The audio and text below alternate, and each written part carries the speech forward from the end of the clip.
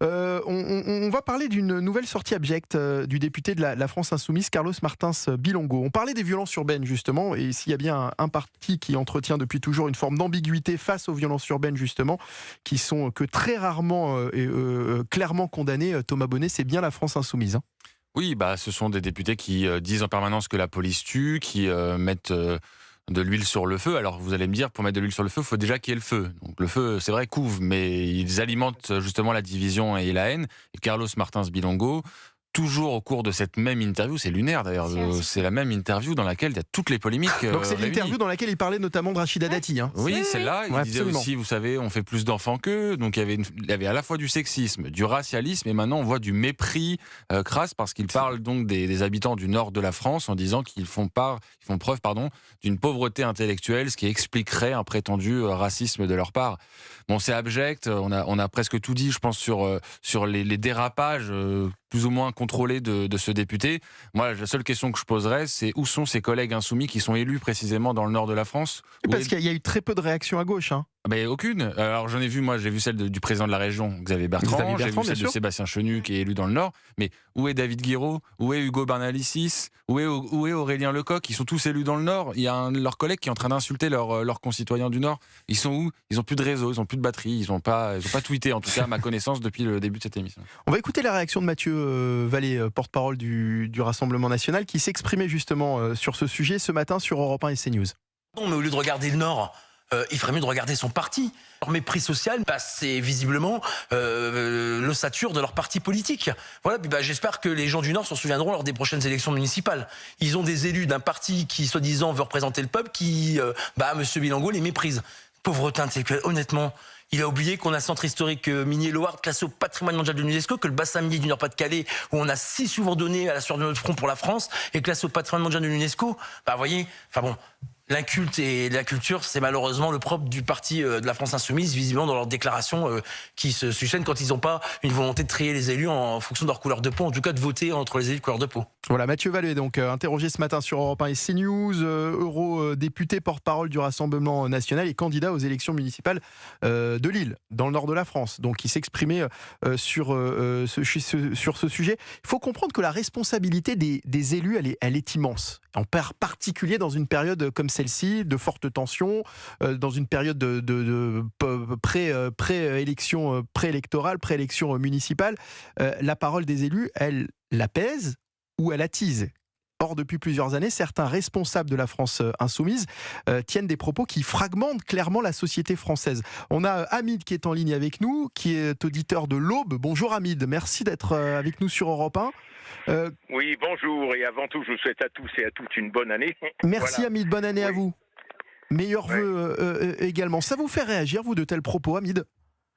Ah oui, c'est carrément abject que ce monsieur Bilongo tienne de tels propos. Mais attendez, moi je vais juste inverser les rôles maintenant. Imaginez qu'un élu de droite ou du RN ait parlé de ça de la même manière que monsieur Bilongo au sujet des gens de couleur. Mais vous avez raison. Je vous dis pas la réaction qu'il y aurait eu là. Pour le coup, elle aurait été justifiée, hein. Bien sûr qu'elle aurait été justifiée, tout à fait qu'elle aurait été justifiée. Mais là, justement, cette déclaration est aussi abjecte que si elle avait été faite dans l'autre sens, comme je vous le dis, et il n'y a aucune réaction. Madame Yael Braun-Pivet, je la vois pas bouger. Les élus de gauche, on sait qu'ils ne bougeront pas de toute façon. Et même à droite, moi je m'étonne qu'il n'y ait pas d'élus de droite qui bougent. Et qui fasse une remarque à ce sujet-là. Alors, est-ce qu'ils sont en vacances, vu que c'est un week-end prolongé, vu qu'on est le 1er janvier? C'est fort possible. Mais moi, j'attends aussi que les élus de droite fassent des déclarations. À cette nouvelle sortie du député Carlos Martins Bilongo, absolument, député du Val d'Oise, de la France Insoumise. Alors j'allais dire nouvelle sortie, mais en fait c'est un petit peu toujours la même finalement. Puisque... C'est vrai que la vidéo a été retirée d'ailleurs. La vidéo a été, donc c'était la librairie africaine, et donc on le disait, c'est de cette vidéo-là que partent toutes les polémiques là depuis plusieurs jours autour de ce député. Elle a été retirée, cette vidéo. C'est bien la preuve qu'il y avait quand même deux, trois sujets qui ont embêté. On rappelle quand même qu'il a présenté ses excuses concernant les propos sexistes contre la ministre de la Culture, Rachida Dati. Alors on est toujours avec Hamid qui est au standard avec nous, standard d'Europe 1. Hamid qui était donc scandalisé bien évidemment par ses propos et qui faisait un parallèle intéressant. Hamid, il a bien raison. Il nous disait que si un député, par exemple, du Rassemblement national ou de toute autre parti avait tenu de tels propos sur une personne de couleur, eh bien tout le monde serait dans la rue aujourd'hui et à juste titre. On se demande finalement aujourd'hui, Michel Fayad, pourquoi est-ce qu'il y a un deux poids deux mesures finalement sur ce type de sortie ? Parce que là clairement quand on écoute les propos de Carlos Martins Bilongo, c'est clairement du racisme, c'est du racisme anti-blanc, mais c'est du racisme.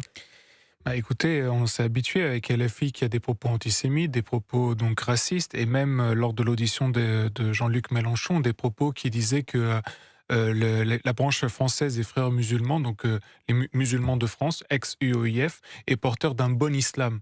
Donc en fait, il prônait l'islamisme comme étant un bon islam. Donc il y a quand même beaucoup de déclarations, c'était Saint-Toul qui l'avait dit, donc il y a eu quand même beaucoup de déclarations qui ont été faites et qui n'ont pas été suivies des faits.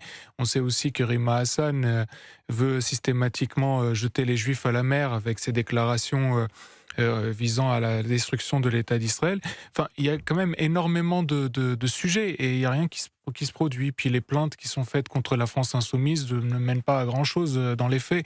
Non. Donc c'est assez surprenant. Et ce qui est malheureux, c'est qu'on se concentre uniquement sur LFI. Mais bon, il y a Europe Écologie Les Verts qui n'est pas en reste assez souvent.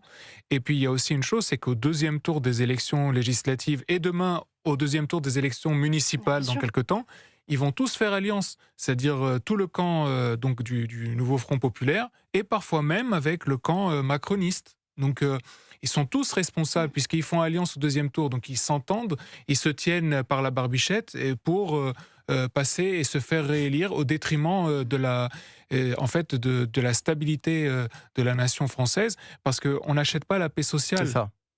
Hélène Rouet, comment est-ce qu'on peut accepter finalement qu'un élu de la République tienne de tels propos ? Et quand je dis accepter, alors nous évidemment on ne l'accepte pas, les Français ne l'acceptent pas, mais en fait on attend finalement des condamnations.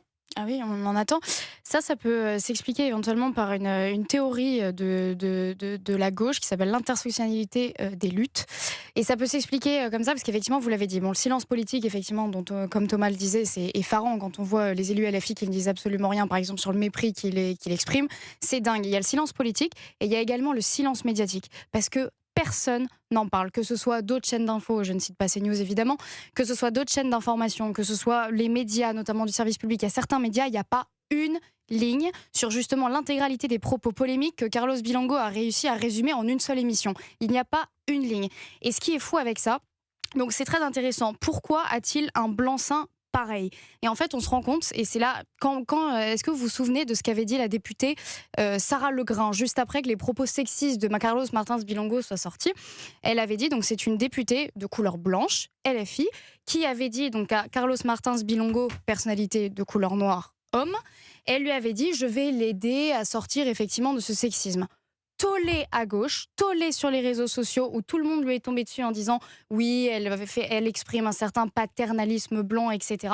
En fait, dans l'intersectionnalité des luttes, il y a, si vous voulez, une hiérarchie des victimes. Mais moi, je m'interroge sur autre chose, parce qu'on parle de condamnation politique, de condamnation médiatique, mais on peut parler aussi de condamnation judiciaire. Je veux dire, quand on parle de pauvreté intellectuelle pour parler des gens du Nord, il y a un moment donné, judiciairement, c'est pas condamnable, ça ? Judiciairement, alors je vous avoue que je suis avocate ni spécialiste du droit, Thomas Bonnet, mais ça pour le coup je pense pas. Bah ouais, mais en revanche, le sexisme, à la limite, là, les propos sexistes contre Rachida Dati, déjà, on peut plus caractériser ça comme des propos répréhensibles. Là, en l'occurrence, c'est du mépris, c'est dégueulasse, c'est abject et tout ce que vous voulez. Mais c'est difficilement je suis pas sûr que ce soit condamnable. Et puis, de toute façon, Michel l'a très bien dit, toutes les procédures, ou quasiment toutes les procédures lancées contre LFI restent lettre morte. La justice à la vitesse, et il est bien là le problème. Géométrie variable selon qui elle vise. En revanche, les propos qui relèvent effectivement potentiellement du racisme anti-blanc, ça peut peut-être être condamné. Je tiens à rappeler le sénateur Stéphane Ravier, avec un travail juridique qui peut être fait si on arrive à déterminer effectivement le le il à l'intérieur de ça. Mais je tiens à rappeler le sénateur Stéphane Ravier, lui, il a fait un signalement article 40 au procureur. Donc ça, on verra ce que ça donne. Non, mais mais est-ce que vous croyez que ça va donner quelque chose ? C'est ça le problème, c'est qu'il y a beaucoup d'affaires. Bon. Elles ne se terminent pas, elles traînent. Un dernier mot très Juste un rapide, mot Thomas. rapidement pour compléter ce que vient de dire Hélène. Les mêmes médias qui ont passé des heures d'antenne à parler des brebis galeuses du RN, qui étaient des candidats avec des comportements parfois très problématiques, je ne dis pas l'inverse, là, il n'y a rien à dire sur un homme qui est déjà élu, qui siège à l'Assemblée et qui tient des propos abjects. Donc effectivement, on s'interroge où sont les médias qui nous donnent des leçons. On va remercier Hamid d'avoir été avec nous. Hamid, vous habitez où, Hamid? Je ne vous ai pas posé la question. J'habite dans l'Aube, le département de l'Aube, numéro 10. Mais où dans l'Aube? Dans le numéro 10. Aix-en-Othe, exactement. Aix-en-Othe. Aix-en-Othe. Voilà. D'accord, très bien. C'est à mi-chemin entre Troyes et Sens. C'est dans le département de l'Aube, le département numéro 10.